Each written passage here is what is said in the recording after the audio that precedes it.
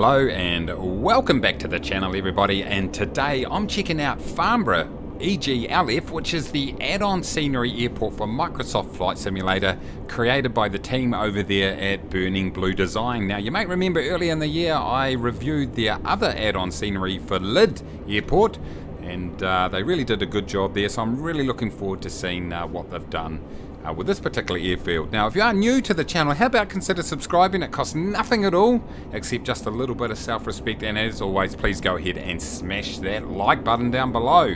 So Farnborough, yeah, well, it's one of the most famous airports here in the UK, and in fact it's where the first controlled and powered and sustained, all three of those flights actually occurred. Right at the turn of the 20th century, 1908 is when that occurred. Now it's really well known for particularly business travel, and as you can see it's a vast airport. One thing I am looking forward to is just showing you a few highlights around this airfield and some of the surrounding area too, and that's something that Burning Blue do put a lot of focus into, is providing some of the features that surround the airfield. So if you're from this area, let me know down in the comments, what do you think about the job that the team have done. So how about we go and check out the original scenery, the default scenery that you get in Microsoft Flight Simulator first, just so we compare what the team have done here.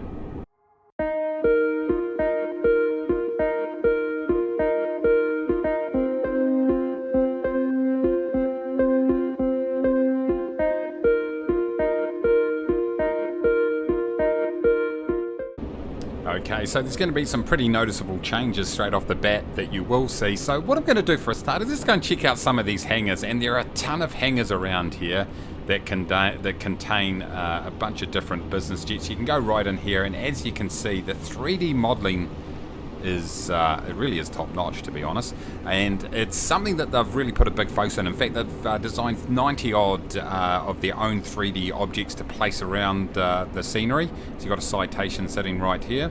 Now of course, if you fly for Kiwi Air like I do, it doesn't matter what kind of jet or how long the runway is, there's going to be some trouble. So I'm not sure if Farnborough will be that happy with me flying around here. Nonetheless, for people who can fly these things, they're sitting there quite nicely ready to go. So it's a really nice little feature. They're really quite detailed, and inside the hangars you get a really good feel for what a business jet hangar should look like. One thing that really struck me is the vastness of this airport. It's a decent sized airport, that's for sure. And in fact over here, let's just go and check this out. This is one of the surrounding features or highlights of the airport. This is the Aviator Hotel, I should say.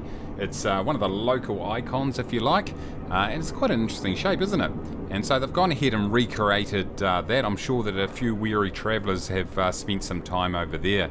What you will notice around the airport is a bunch of different placeable objects. From we've got a sort of a high-up lift sitting around there, a bunch of transportation buses, you'll see some luggage and cargo transporters. You'll also see a bunch of other different static aircraft depending on what part of the airport you're at any given time.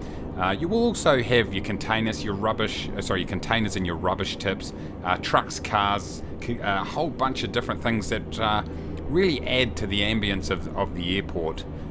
Even the top of this roof here, it's looking like it might need a bit of a clean, and I love that sort of stuff. That's really what you're looking for, some authenticity. As we move over to this side of the airport here, and once again the locals might be able to spot some of the recognisable features. We've got BAE Systems here. Of course, they're very well known for the production of a number of different aircraft around the world.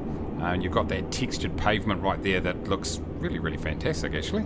I really like the way that they take the time to, they spend a lot of time on their models and their texturing. This here looks like some sort of obstacle course for cars. Someone may be able to give a shout out and let me know what that is. Is this like a driving school or something? We've got all these cars lined up here. It looks like fun. It looks like some sort of course here that you've got to drive through. Maybe it's a defensive driving course or something similar. As we pop over the top of these hangars right over here, there's a lot of business jets in this area. They are scattered absolutely everywhere. And we'll go and check out the Gulfstream hangar in a minute. But you've got all the taxiways that have been accurately represented. You will notice, I haven't got any in front of me right here, but they do design their own windsocks with all their scenery. So if we look close enough, we will be able to find some of those. Windsock's very, very important. In fact, something there's not enough of in Microsoft Flight Simulator, in my opinion. Down here, this is something that I noticed earlier. This looks like the damage control training center, and obviously you've got like a bit of a model of an aircraft right there, and this allows the firefighters then to practice their firefighting techniques. You got these guys hanging around. He's saying, "Hey mate, it's all good, just jump in there," and he goes, "Like, no, I haven't even got a breathing apparatus on. I'm not going in there, mate. Come on, I'm not going in there." He's like, "No, go over there, mate." "No, I'm not going over there." Anyway, I love it. This is cool. Little containers in there, a few firefighting piece of equipment. In fact, we've got this in our local airport, our local international airport here in New Zealand, in the Auckland International Airport. You've got the firefighting training facilities, which is cool. Here goes one of the windsocks over here, by the way.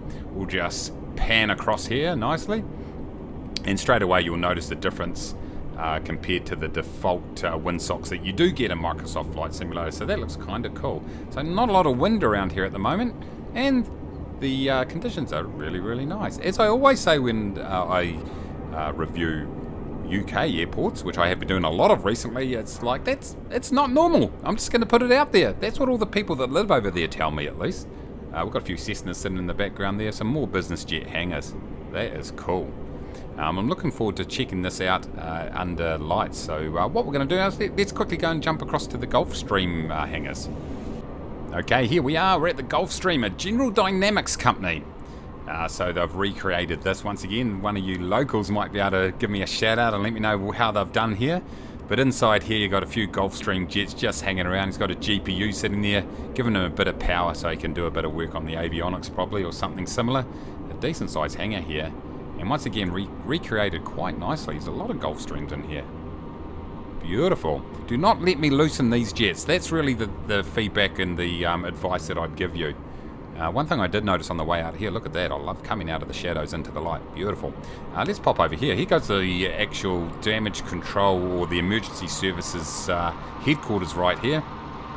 And this guy here, he's like, man, if I hang around here long enough, maybe no one will notice and I can get away with not doing much all day. Man, these guys must get excited when there's an emergency. I know it's not the best thing, but they must sit around for hours and they're like, man, we've got to go over to that damage control training facility and it's a bit boring. Give us a real emergency.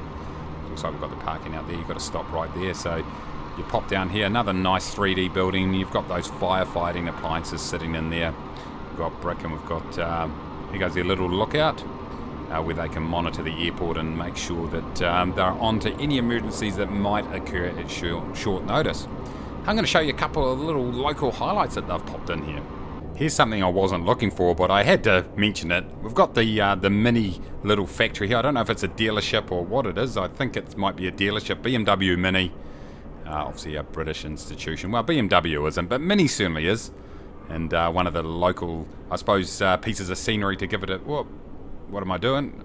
We went a bit dark there for a second, but a bit of the local scenery added in there, which I really love. They do this with all their scenery that I've looked at. But down here, we've got this chap here, Samuel Cody. Now, I mentioned earlier in the video that this is the first place where somebody had powered, controlled, and sustained flight. Well, it was this turkey right here, Samuel Cody. In 1908, he decided that he could get things going in the air, and he certainly did that. So there's a statue of him here with a couple other jets around the place there. And my next little landmark actually is in relation to jets, so let's jump over there now.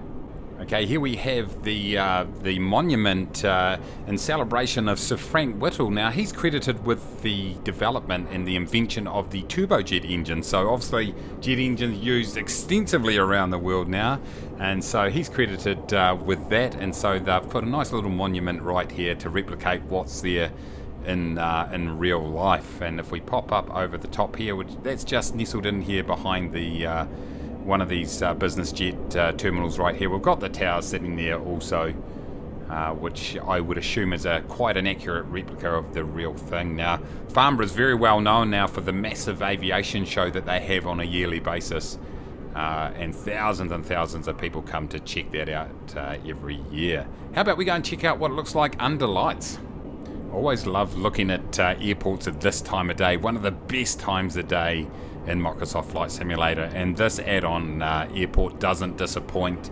It's once again got all the lights in the places that you would expect it. You've got the external lighting outside the hangars, and then inside you've got the spotlights, which do light up all the aircraft that is sitting in there at the moment. You've also got these different windows lit up depending on what's happening there. And once again, you've got sort of that isolated light pattern where it's just basically illuminating the ground straight underneath where the spotlight is, and it really gives that aspect of realism. If we pan up here, you can see it's a bit more pronounced around the roadways here, which is great. You've got the taxiway and the runway lighting over there in the distance. But oh man, I reckon, you know, add-on scenery done well at night looks really fantastic. I did notice that we've got that red beacon on top of the tower there, so don't fly into that. You'd have to be a special sort of pilot to manage that, that's for sure. But look at that. That is just absolutely stunning, don't you agree? So there we go, ladies and gentlemen. Farnborough Airport, EGLF, and the guys at Burning Blue have done a fantastic job. Thanks again to them for giving me the opportunity to check this out. You can pick it up yourself. There's a link down in the description. If you do enjoy this type of scenery, go and pick it up. And I'm sure you're going to really enjoy it. Now, I have left a number of different landmarks undiscovered, so to speak. So if you do pick up the scenery, you can have a good look around the local area, and you'll find a number of other highlights to go through. So once again, thank you very much for watching the video. I hope you did enjoy it. Go ahead and smash the like button down below. Subscribe if you are new. And until next time, everybody, take it easy.